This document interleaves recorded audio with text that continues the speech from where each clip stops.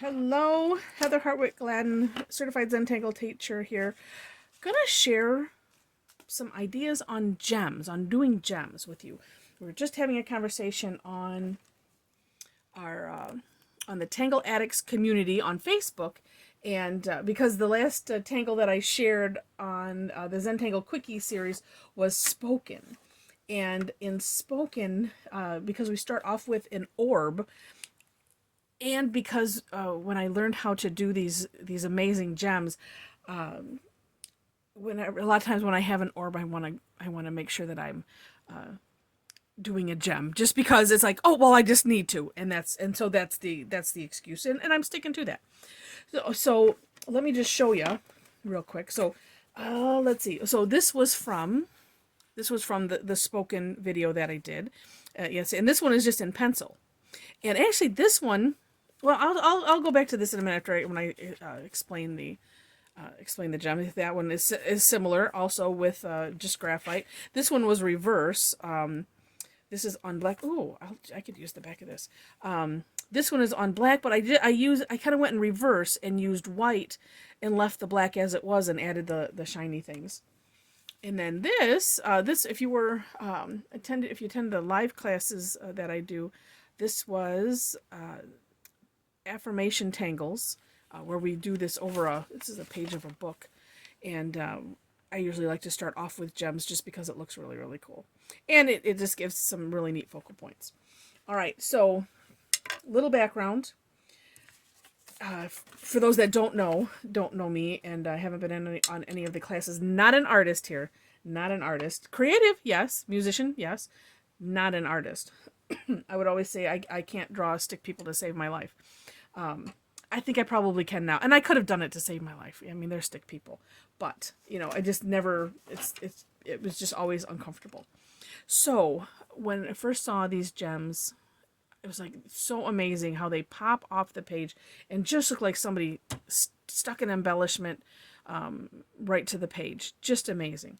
So then, as I'm looking through the tutorials and working through them, the funny, it's kind of inside joke with the non being an artist is like, well, that's getting to be a little bit too much like art, so I think we're not going to do that. But I really wanted to learn how to do them, so I thought, well, I'm going to find a way that I can do them. And so I started just examining what they looked like and the characteristics, and then came up with Heather's way of doing these.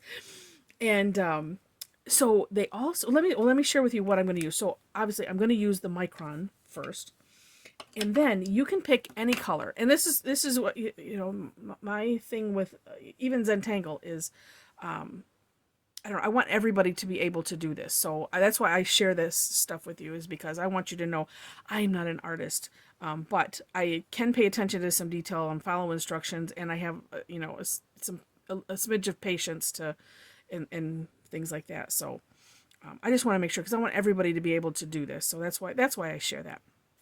So a color that you like, white, and we'll start off with those, and then also a jelly roll or some kind of a white ink pen. I mean, honestly, it could be even a paint pen or something that does white. And I did figure out how to do it without white, and I'll share that also. Then, kind of a bonus tool, and I'm going to do this a couple of ways, is this colorless blender. Really, really cool. A really great tool to have. All right, so you're doing something, you have a nice size orb. I'm going to make sure that I stay in this screen here. All right, so we have a nice size orb. And actually, before that, I'm going to draw a little orb up here, because what I do is I start off by adding in a resist. All these things that I learn. Oh, except that head. When you use your colored pencil in blending, you always have to make sure that you don't have some of that color still on there. But it's not going to matter. That's up top. So I'm putting some white right here. And I drew this circle just to show this is about where I'm putting that resist in. So just adding the white there as a background. Then I take my color, and I'm going to go heavy on the outside. sometimes I like to do little circles. The big thing for me, and this goes for me with shading also, is I don't want to see a sharp line. You know, I want to make a gradient, not have sharp lines. So sometimes that's why I like to use circles. And so I'm going heavy on the outside, and I'm not going all the way down. This is how I would draw hair on a stick figure, by the way. Not going all the way down. I didn't know how to do like I probably tried and didn't like it or something, like to do a little flip or something. So about that, about this far in, maybe that's, like a little bit more than the pencil width or something to give you an idea. And then I come in a little bit more with very light, as I kind of like graduate in, heavy to light, and then just, a little smidge of stuff, in the middle. And then again, because I really don't want to have that line there. Now for this one, we're going to do what's called burnishing, but we're going to do that with the white colored pencil. And yes, there was something I was thinking about, and I wanted to make sure to hit it. It'll come to me. And so I'm just doing circles. I kind of try to stay away from this dark edge because I want that to stay nice and rich and dark. And as you can see, so what we're doing is we're bringing it, just like you would with graphite, we're bringing in the color a little bit and mixing it around. And one of the reasons that I really like the Prismacolor pencils, and I'm sure there's some other fine brands, I just don't know. There's like Staedtler or something. There's probably some other fine brands also, but these are they just feel like butter as you're mixing it around. And so as you can see, I'm kind of changing the color because I'm mixing white back in with that blue. I just want to be careful to have some kind of an edge, because one of the things that I noticed with the gems is that they had this, it's generally in Zentangle, we don't worry about light source or anything when we're doing our shading. But, if you're going to do a gem, that's kind of what we're doing. So I'm thinking, like, if the light was coming in this way, so you have your light edge and then opposite is dark. And that's as far as my brain goes with that. So we just have to have those elements. And I also want this to be nice and smooth down here, so I'm adding a little bit more. And this is where, you just kind of play and go back and forth. Maybe you have to add a little bit more of your your color in there. All right, I try to not do that because I don't want to swipe stuff all over. Okay, so there we have the beginnings. Now you have to put that little shine on. And let's see, that's a little bit light there. And what I noticed is in the gems that the shine part seemed like it was most effective if it was like within this dark area. So that way then it becomes really brilliant. So a couple of ways you can do this, and I'll start with the first way, and then we can always merge into the other. And then sometimes you got to play with your gel pen to make sure that it's working, and then sometimes too you just have to wipe it off because sometimes it doesn't want to be nice. Play nice with the, like this is doing right now. There we go. Sometimes you have to do it on something a little toothier to make sure that it's working. And to kind of wipe off the wax residue, because I was playing with this on wax. Okay, so there we have, and actually the Zentangle tiles work great for this because they're what they call toothy, and it wipes off nice. So this is just a streak. So this is just a bit of shine. You could even do I've seen where they've done some dots. Here I saw one that they had kind of freckles all over it. Now if you're using a jelly roll, sometimes just wait for it to dry and then go back and touch up. And sometimes I'll tap it. Because it seems like when you go over it, then it kind of like if you ever used a permanent marker on something, and then when you go back over it, or even like dry erase, actually like you can erase dry erase markers by going back over it with the dry erase. It's just funny. So this is one way where you just have these little lines, and depending on your gem and how you're doing it, what you want it to be, that might just be fine. And I also wanted to point out on this one. Well, if you can even see. So here I have some kind of alternating. So I have, here's a line here, one here, one here, and they're kind of, they're staggered. And I was making a card, and I wanted to create some what looked like water bubbles because I was making a fish card, and I decided to cut out some little bubbles that look like air bubbles, but I cut them out of blue. And so I thought, oh, well, how do I make that? So, but I found, oh, if I, kind of going around the perimeter, essentially auraing, the shape, that seemed to make a difference. And having them alternate, that makes it look more like a water droplet or a bubble. But this just adds that shine.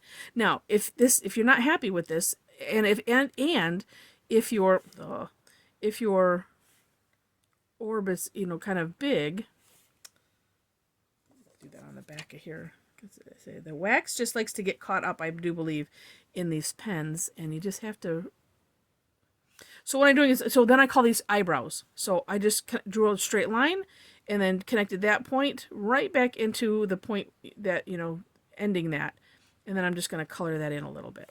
So same here, and if you watch, straight line, and then taking this point into here, and then just filling it in a little bit. And like I said, because the Jelly Roll brand, they're so liquidy that, especially when they're flowing right, that, like I said, you can just tap it, and there we go. Now, one of the things that's important with gems is just like, say if it was a ring, you have a setting for it. So doing something on the outside, and actually I'll do that after I do this, because the colored pencil, you're going to end up going over that original line. So what I like to do is I'll go back over the line with the micron or whatever fine liner that you're using,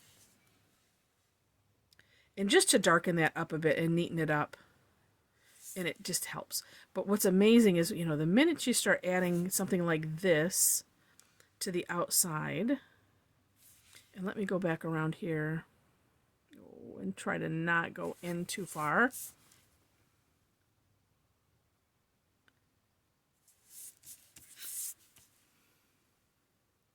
But I'm just going, doing a double take, tracing around the edge of this, of my orb, just to refine it again. And then this is just one of the quickie decorations that I like to do around these. And you can do double, you can do triple, but for some reason there's just something about setting it off with something around it. I don't think I finished this one here. This was going to be Wud, the Tangle Wud. But yeah, you see that I do that. Although this one, I did the Tangle droop around it. This one I hadn't, I don't think I actually finished it. I still have some work to do. But that one I just left it as it was. And actually, you can leave it as it is, but I would recommend going back around it just because. One of those, see how you like it, and then go from there. Now, because I want to show you what it looks like. I'm not going to do the setting on the next one because I'd like to try to keep the video as short as possible. I want to show you the difference. Let me scrape this off here. With using the colorless blender. And and something to do. I mean, I'm not enormously big on this, but I know it's a good idea. Where you can test out the colors and see how they look blended. So, for instance, here's my blue. Oops, I should make it a little bit longer, actually. Here's my blue. And that's just kind of like a, medium light pressure.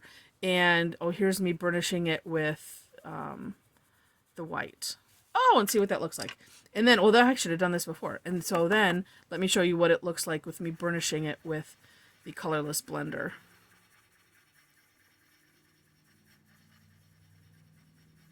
It's just, I can go in a little bit because that way you can see the original colorless blender, and then that's blending with white. So there is a little bit of a difference. And sometimes it's fun if as you're experimenting, if you want to take that step, that's probably not a bad idea. All right, so we're going to do this one with the colorless blender and the same idea. And actually, so let me also share just another idea along with it. Yes, no, yes, maybe. Okay, I'm going to put some color down. Well, actually, I could just tell you as I'm doing it. one thing you could do is if you don't have a white jelly roll, I'm going to try to do this. I'm going to leave the, ooh, look at that. I'm going to leave this white. I'm going to do my best here. But if you leave some open, and probably, you know, sharpening the colored pencil is probably very helpful. But what if you just leave that white, as long as you're working on a white surface? And again, I always just, you know, put a little bit of the color in there. And then as you're doing this, then what we want to avoid is avoid using the colorless blender or burnishing anything. I'm going around these just to, it smooths it out, and that way it's the same kind of look. But so then I'm just doing my heavy burnishing down here. Again, you know, I try to leave this a little bit white down here, just really, really light. So look at how neat that looks. So if you don't have the white jelly roll, there you go.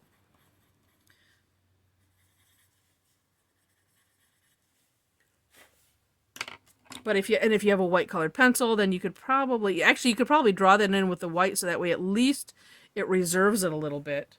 Oh, and then I can't leave it alone. So, oh, here, we'll just I'll draw another. I will try to aura this nicely.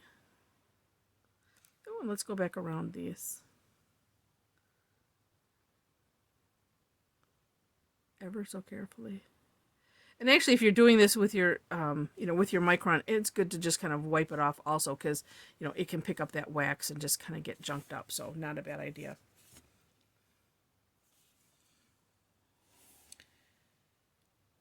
So I think there we have it. And then again, you can just keep playing around. And like I said, I don't like this, that hard edge there, so I just wanted to smooth that out. But you can kind of see the difference between, you know, using white, using a colorless blender, so that way you also don't have to go run out and buy one right away. But anyway, so you can have fun with it. Let me do one last thing, because you can also do this on. I'm just going to use the back of this tile here. Oh, actually, you know what? No.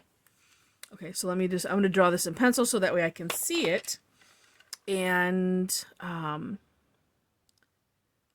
I'm still gonna put my white as my resist here. I'm gonna try to just do it the same way. Let's just see what happens. We'll just see.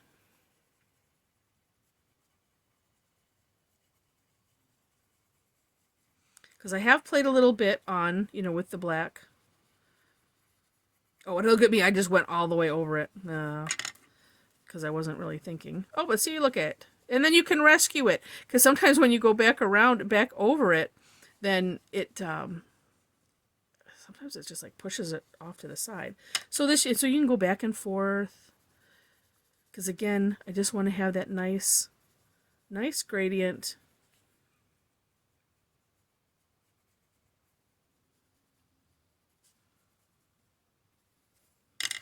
And then I can, you know, push this white up just a little bit.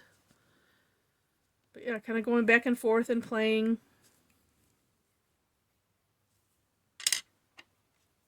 Actually, I don't know. Since I didn't do it with this. Oh, but you know what?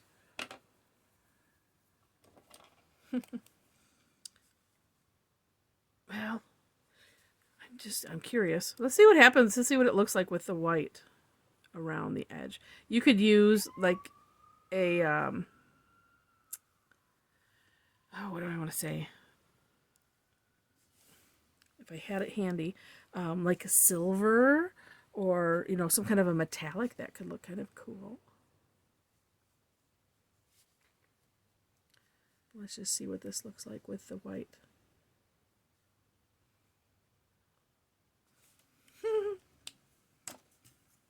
This looks kind of cool. Anyway, we're just playing. So, but you still want to do that shine. So same idea.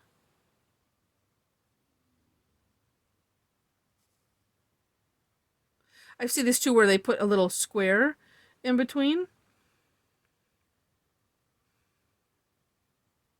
Or rectangle.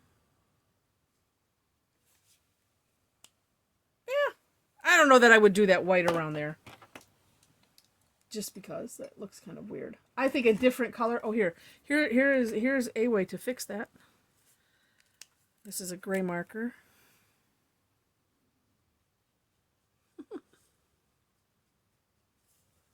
Oh, there we go.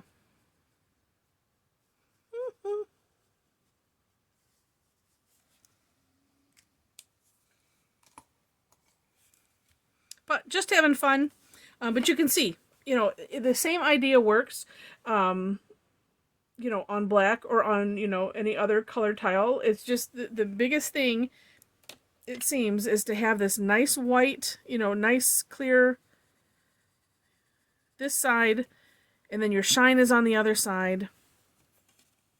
You'll look at that in the camera. Not too bad.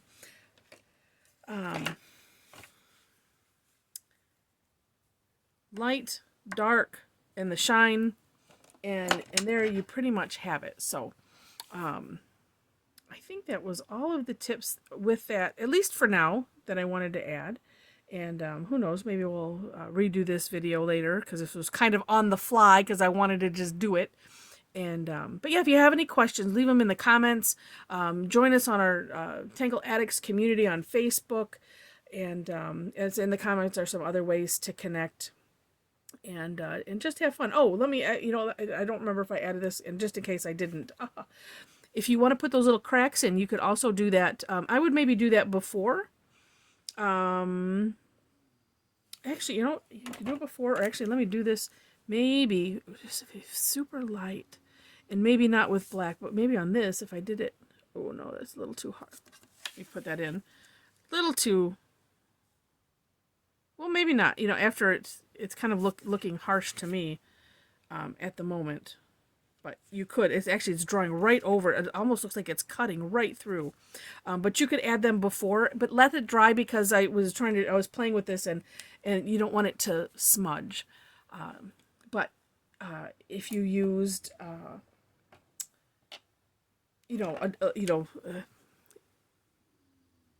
I can do this with this color, adding those cracks in afterwards, type of thing.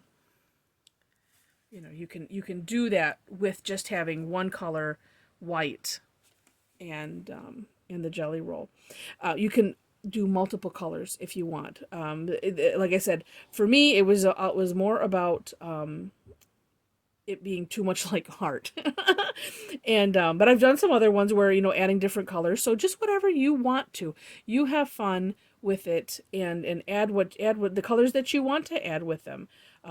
But this way you at least get the idea, and are able to hopefully come up with something that you like. So I hope this has helped, and given you some insights on doing gems. So with that, I will sign off for now. Do like, share the video, leave comments. It's much appreciated. Subscribe to the channel. Again, much appreciated. And enjoy your gems, and happy tangling.